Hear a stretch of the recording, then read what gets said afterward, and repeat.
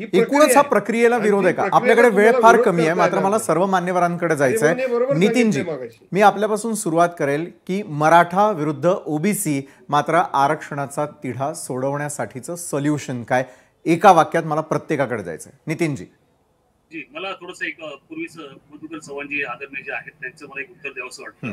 त्यांनी मगाशी सर्वोच्च न्यायालयाचा 1975चा केशवानंद भाटेचा केसचा त्यांनी हवाला दिला होता. त्यांनी सांगितलं होतं की सरकार कोणतेही कायदे लोककल्याणाकरता कोणतेही कायदे करू शकतात. तुम्ही पाहिलं असेल केशवानंद भारती खटल्यामध्ये इंदिरा गांधीचं ज्यावेळेस सरकार होतं त्यांनी संविधानाचा मूळ गाभा मूळ ढाचा जो असतो तो त्यांनी बदलण्याचा प्रयत्न केला होता. आणि त्यामुळे संविधानाचा मूळ ढाचा जो असतो मूळ गाभा जो असतो किंवा बेसिक स्ट्रक्चर जे असतं त्याला कुणीही हात लावू शकत नाही. आणि त्याकरिता जर तुम्हाला कुठल्या अमेंडमेंट करायचे असेल तर ते सरकार करू शकतं.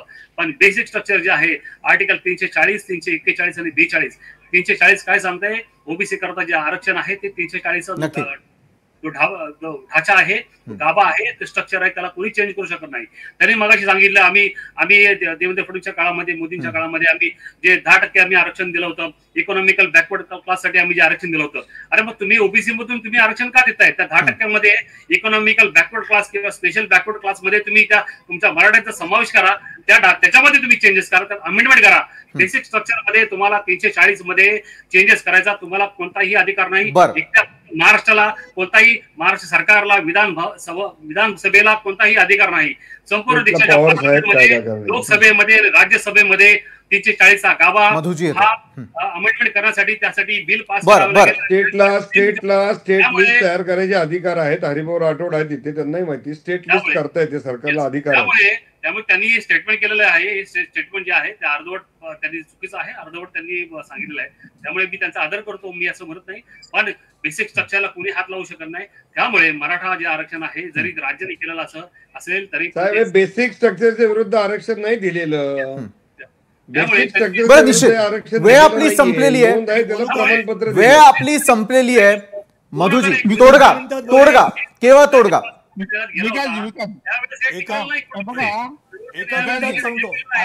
हरिभाऊ, मी प्रत्येकाकडे येणार आहे, एका वाक्यात मला तोडगा हवाय.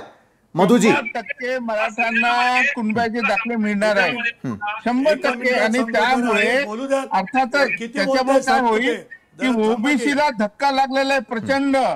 मग तुम्ही मला उपाय योजना, तर उपाय याच्यावर एकच आहे की कर्पूरी ठाकूर फॉर्म्युला लावणे.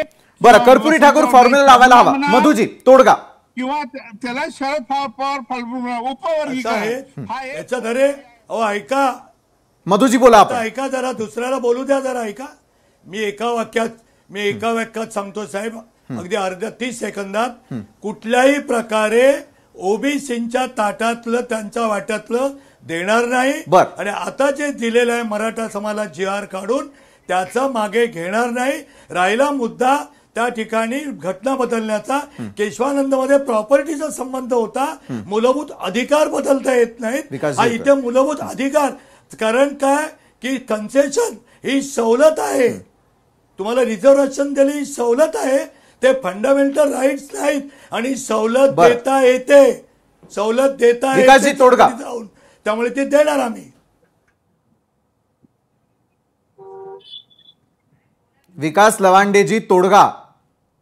मला अर्ध्याच मिनिटात मी संपवतो.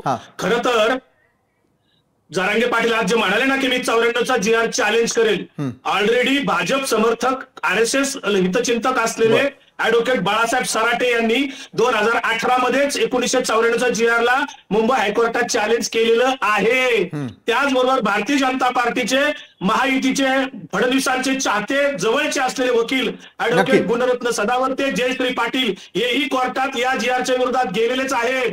हा GR म्हणजे नवीन काही नसून ओबीसीनी घाबरून जायची काही कारण नाही. कारण 2004 जसा 94चा GR सुधारित GR होता 2004चा, तसाच हा सुधारित GR आहे. हे कुणबी दाखले मिळवण्यासाठीचे पुरावे गोळा करण्यासाठीचा हा GR आहे. आणि ह्या GR मंजूर करताना सरकारमधले 2 ओबीसी मंत्री जयकुमार गोरे आणि महाजन नक्की. हे 2 मंत्री ओबीसी त्याच्यामध्ये होते.